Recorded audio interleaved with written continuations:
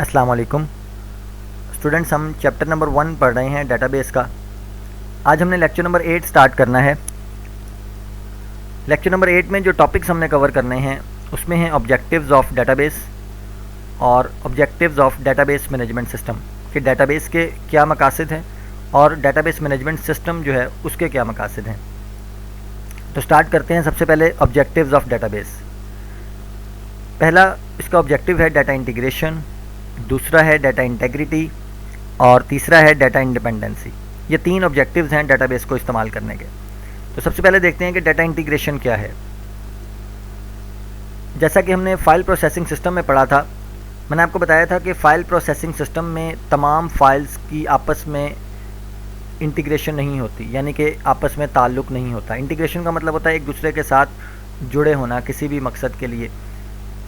लेकिन डेटाबेस के अंदर तमाम फाइल्स एक दूसरे से इंटीग्रेट होती हैं, तो उसी से ही ये इंटीग्रेशन है।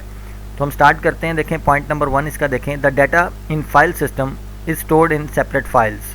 फाइल सिस्टम की बात की जा रही है, फाइल प्रोसेसिंग सिस्टम जो कि हमने पहले पढ़ा था कि फ़ाइल सिस्टम के अंदर डाटा जो है वो सेपरेट फाइल्स में पड़ा होता है। It is very difficult to access data stored in separate files and independent files. देखिए वो कहता है कि फ़ाइल सेपरेट होने के साथ साथ इंडिपेंडेंट भी होती हैं। इंडिपेंडेंट का मतलब है उनका एक दूसरे के साथ ताल्लुक़ नहीं होता। सेपरेट फाइल्स होना कोई मसला नहीं है, डेटाबेस में भी डिफरेंट फाइल्स बनाई जाती हैं, लेकिन तमाम फाइल्स एक दूसरे से इंडिपेंडेंट नहीं होती बल्कि इंटीग्रेट होती हैं। तो फाइल सिस्टम का प्रॉब्लम उसने बताया है कि जैसा कि फ़ाइल सिस्टम में तमाम सेपरेट फाइल्स एक दूसरे से इंडिपेंडेंट होती हैं, आज़ाद होती हैं, लेकिन डेटाबेस के अंदर डाटा इंटीग्रेशन होती है, मतलब तमाम फाइल्स एक दूसरे से इंटीग्रेट कर रही होती हैं। तो सेकंड पॉइंट देखें, an important objective of database is to solve this problem. The data may be located at different computers physically. वो कहता है कि डेटाबेस में फ़िज़िकली तो हमें ऐसा लग रहा होगा कि डाटा जो है वो डिफरेंट कंप्यूटर्स में पड़ा हुआ है, but it is connected through data communication links. लेकिन वो नेटवर्क के ज़रिए, इंटरनेट के ज़रिए एक दूसरे से कनेक्टेड होता है। In this way data appears centralised logically. और इस तरह से डाटा जो है वो एक लॉजिकली सेंट्रलाइज्ड प्लेस पे पड़ा होता है और तमाम लोग जो हैं या तमाम यूज़र्स जो हैं वो उसे एक्सेस कर सकते हैं। उसके बाद सेकंड इसका ऑब्जेक्टिव देखते हैं, डाटा इंटेग्रिटी। ये हम पहले भी पढ़ चुके हैं। Data integrity means reliability and accuracy of data. Data की रिलायबिलिटी और डाटा की एक्यूरेसी, मतलब डाटा का करेक्ट होना, और वो उसी वक्त पॉसिबल है जब एंटर होने वाला डाटा जो है वो चेक किया जाएगा। जैसा कि मैंने आपको बताया था कि कुछ रूल्स एंड रेगुलेशंस होते हैं कि जब भी यूज़र डाटाबेस में डाटा एंटर कर रहा होता है तो चेक किया जाता है इनकमिंग डाटा को, क्या वो उन रूल्स के मुताबिक है या नहीं। That is called data integrity. तो देखें, integrity rules are designed to keep data consistent and correct. अब इंटेग्रिटी रूल्स जो हैं वो इसीलिए डिज़ाइन किए जाते हैं ताकि डाटा को कंसिस्टेंट रखा जाए, यानी कि एक जैसा होना चाहिए और कुछ ठीक होना चाहिए। तो यूज़र जब डाटा एंटर करता है तो चेक किया जाता है। तो ज़ाहिर बात है जब एक डाटा चेक करके एंटर किया जाएगा तो वो तमाम डाटा जितना भी हम डाटाबेस में एंटर कर रहे हैं वो कंसिस्टेंट भी होगा और करेक्ट भी होगा। अगर ऐसा नहीं होगा तो ज़ाहिर बात है हर यूज़र अपनी मर्ज़ी से डाटा एंटर करेगा, जिसकी वजह से डाटा कंसिस्टेंट भी नहीं होगा और करेक्ट भी नहीं होगा। तीसरा पॉइंट देखें, these rules act like a check on the incoming data. हम कह सकते हैं कि ये रूल्स असल में चेकिंग होती है इनकमिंग डाटा की, कि इनकमिंग डाटा जो है वो चेक किया जाता है कि वो ठीक है या नहीं। Ensures data integrity ensures the quality of data in the database. कहता है कि डाटा इंटेग्रिटी को अगर हम यकीनी बना लेते हैं तो इससे डाटाबेस के अंदर जो डाटा की क्वालिटी है वो अच्छी बन जाती है। क्योंकि आप देखें कि अगर हम डाटा को चेक करके डाटाबेस में सेव करेंगे तो ज़ाहिर बात है क्वालिटी वाइज डाटा जो है वो बेहतर होगा। Database management system provide several methods to enforce data integrity of the data in the database. Database management system हमें बहुत से मेथड्स प्रोवाइड करता है कि हम डिफरेंट रूल्स अप्लाई कर सकें डाटा को एंटर करने के हवाले से। इसकी एग्जांपल देखें, एन इंटेग्रिटी रूल, उसने एक रूल की एग्जांपल दी है कि an integrity rule can make sure that the same employee ID is not assign to the multiple employees. देखें फॉर एग्जांपल वो कहता है कि आप एक एम्प्लॉयज़ जो है डाटा जो है वो टेबल में एंटर कर रहे हैं तो हर एम्प्लॉय का एम्प्लॉय आईडी जो है वो डिफरेंट ही होगा। अगर आप सेम आईडी एंटर करने की कोशिश करेंगे तो वो एंटर नहीं हो सकेगा। सेम ऐसे ही है कि अगर आप स्टूडेंट के रोल नंबर एंटर कर रहे हैं डाटाबेस के अंदर तो 2 स्टूडेंट्स का सेम रोल नंबर एंटर नहीं किया जा सकेगा, एरर आ जाएगा। तो यही वजह है कि रूल्स जो हैं वो फॉलो होना लाजमी है डाटाबेस में। तो डाटा इंटेग्रिटी इसी तरह से होगी। अगर आपने डाटा इंटेग्रिटी के रूल्स अप्लाई नहीं किए हुए, तो जारी बात है इस रूल के मुताबिक हम 2 स्टूडेंट्स को सेम रोल नंबर दे सकते हैं, जो कि गलत होगा। उसके बाद देखें डाटा इंडिपेंडेंसी। आपको याद होगा फाइल प्रोसेसिंग सिस्टम में हमने पढ़ा था डाटा डिपेंडेंसी। ये पॉइंट है डाटा इंडिपेंडेंसी, मतलब डाटा और प्रोग्राम एक दूसरे से इंडिपेंडेंट होते हैं, आज़ाद होते हैं, एक दूसरे पे डिपेंड नहीं कर रहे होते, जिसकी वजह से एक चीज़ को चेंज करने से दूसरी चीज़ चेंज नहीं होती। मतलब अगर आप प्रोग्राम में कोई चेंज करते हैं तो डाटा में कोई चेंज नहीं होती, या डाटा में अगर कोई चेंज करनी पड़ती है तो प्रोग्राम में कोई चेंज नहीं होती। तो यहाँ पर डाटा जो है वो इंडिपेंडेंसी, डाटा इंडिपेंडेंसी का मतलब है डाटा एंड प्रोग्राम इंडिपेंडेंसी। तो पहला पॉइंट देखें, database approach provide the facility of data independency. It means that the data and the application program are separate from each other, कि एप्लीकेशन प्रोग्राम्स और उन application programs में save किए जाने वाला डाटा जो है वो एक दूसरे से इंडिपेंडेंट होते हैं।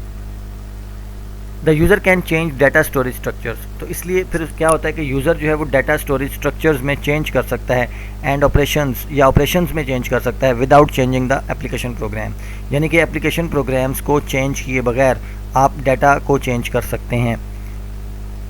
The user can also modify programs without reorganization of data, और इस तरह से आप प्रोग्राम्स को भी रीऑर्गेनाइज कर सकते हैं आप डाटा को रीऑर्गेनाइज किए बगैर। मतलब आपने प्रोग्राम के अंदर कोई भी मॉडिफिकेशन करनी है तो डाटा जो है वो आपका डिस्टर्ब नहीं होगा, जो कि हम पहले से उसमें सेव कर चुके हैं। जैसा कि मैंने आपको एक एग्जांपल दी थी कि अगर फ़ोन नंबर की लेंथ जो है वो चेंज हो जाती है तो आप फ़ोन नंबर की लेंथ को एंटर नहीं कर सकते फाइल प्रोसेसिंग सिस्टम में, क्योंकि फ़ाइल प्रोसेसिंग सिस्टम में जारी बात है जो फाइल प्रोसेसिंग सिस्टम बनाया गया है वो 13 या 11 डिजिट्स के लिए बनाया गया था, लेकिन जब आपका फ़ोन नंबर की जो लेंथ है वो इंक्रीज़ हो जाएगी तो वो उसमें सेव नहीं किया जा सकेगा।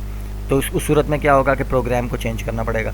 जब प्रोग्राम को चेंज करना पड़ेगा तो जारी बात है डाटा जो है वो जो कि ऑलरेडी उसमें सेव है वो डिस्टर्ब हो जाएगा, क्योंकि वहाँ पे डाटा और प्रोग्राम डिपेंडेंट होते हैं। लेकिन यहाँ पर क्योंकि डाटा और प्रोग्राम डिपेंडेंट नहीं होते तो हम आसानी के साथ डाटा में या प्रोग्राम के अंदर चेंज कर सकते हैं। तो ये भी एक ऑब्जेक्टिव है डाटा प्रोग्राम इंडिपेंडेंसी। उसके बाद देखते हैं objectives of database management system, कि ये जो डाटाबेस मैनेजमेंट सिस्टम है मतलब ये पूरा सिस्टम जो है इसके क्या मकासद हैं। तो पहला जो इसका ऑब्जेक्टिव है वो है शेयरबिलिटी, उसके बाद है अवेलेबिलिटी, इसके बाद इवॉल्वेबिलिटी और डाटाबेस इंटेग्रिटी। इसमें पॉइंट नंबर 4 तो हम पहले भी डिस्कस कर चुके हैं कि डाटाबेस इंटेग्रिटी क्या है, तो बाकी पॉइंट्स भी हम डिस्कस करते हैं। देखें सबसे पहले शेयरबिलिटी क्या है, जैसे कि उसके नाम से पता लग रहा है कि किसी भी चीज़ को शेयर करना, या शेयर एबिलिटी का मतलब है शेयर करने की सलाहियत। तो डाटाबेस मैनेजमेंट सिस्टम के ज़रिए डाटा जो है वो हर यूज़र के साथ शेयर हो रहा होता है। तो an ability to share data is a fundamental objective of database management system. Database management system इस्तेमाल करने का सबसे फंडामेंटल ऑब्जेक्टिव ही ये है कि हम डाटा को शेयर कर सकते हैं तमाम यूज़र्स के साथ। Shareability means that data is shared by different people at the same time. इसकी एग्जांपल सेम ऐसे ही है जैसे मैंने आपको पीजीसी एप्लीकेशन की एग्जांपल दी कि आप पीजीसी ऐप के अंदर तमाम डाटा जो है वो तमाम स्टूडेंट्स के साथ शेयर हो रहा है। अब शेयर होने का मतलब ये है कि तमाम यूज़र जो हैं वो उसको एक सेंट्रल प्लेस पे डाटा रख दिया गया और तमाम यूज़र्स उस डाटा को इस्तेमाल कर रहे हैं मुख्तलिफ जगह से। Different people can access this data from different locations. It reduces storage cost and provides data consistency. अब डाटा की कंसिस्टेंसी भी इससे हो जाती है क्योंकि सेम लेक्चर्स आप पूरी दुनिया में कहीं पे भी एक्सेस कर सकते हैं। उसके बाद नेक्स्ट पॉइंट है अवेलेबिलिटी। अवेलेबिलिटी का मतलब है कि अवेलेबल होना। तो सेम वही बात कि डाटा जो है वो हर टाइम हर यूज़र के लिए अवेलेबल होगा। जिस टाइम भी आप चाहें आप डाटाबेस से डाटा को एक्सेस करके उसको यूज़ कर सकते हैं। तो availability means that the user must be able to access data from database management system easily. The data should be available when and where it is required. जब भी और जिस टाइम भी आपको ज़रूरत हो आप डाटा का इस्तेमाल कर सकते हैं। तीसरे नंबर पे है इवॉल्वेबिलिटी। ये थोड़ा सा डिफरेंट पॉइंट है। इसमें देखें evolvability means that database management system should provide the facility to change the database due to increase in user requirements or change in the technology।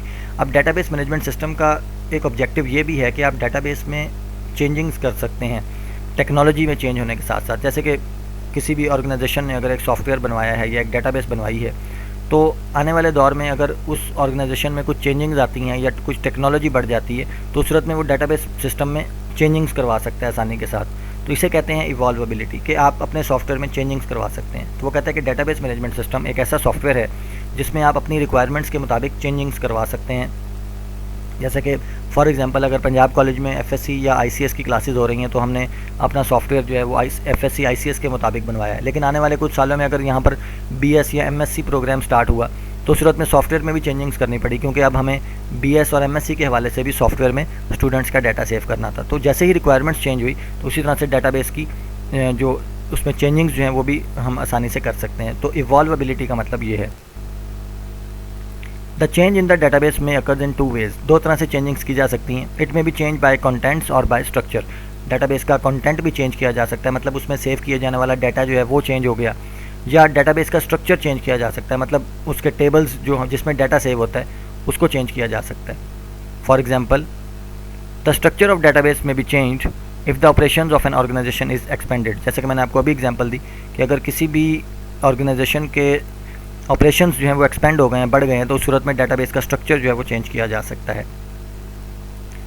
Last point database integrity है। Integrity के हवाले से मैं पहले भी बता चुका हूँ कि इसका मतलब है कि डाटा की रिलायबिलिटी और एक्यूरेसी। तो डाटाबेस के कुछ रूल्स हैं जिनको इंश्योर किया जाता है ताकि डाटा जो है वो कंसिस्टेंट रहे, एक जैसा रहे। तो डाटाबेस के अंदर उसकी इंटेग्रिटी को, डाटाबेस को यूज़ करने का एक ऑब्जेक्टिव ये भी है कि डाटा की इंटेग्रिटी को इंश्योर बनाया जा सके। आज का लेक्चर इतना ही है। कल इंशाल्लाह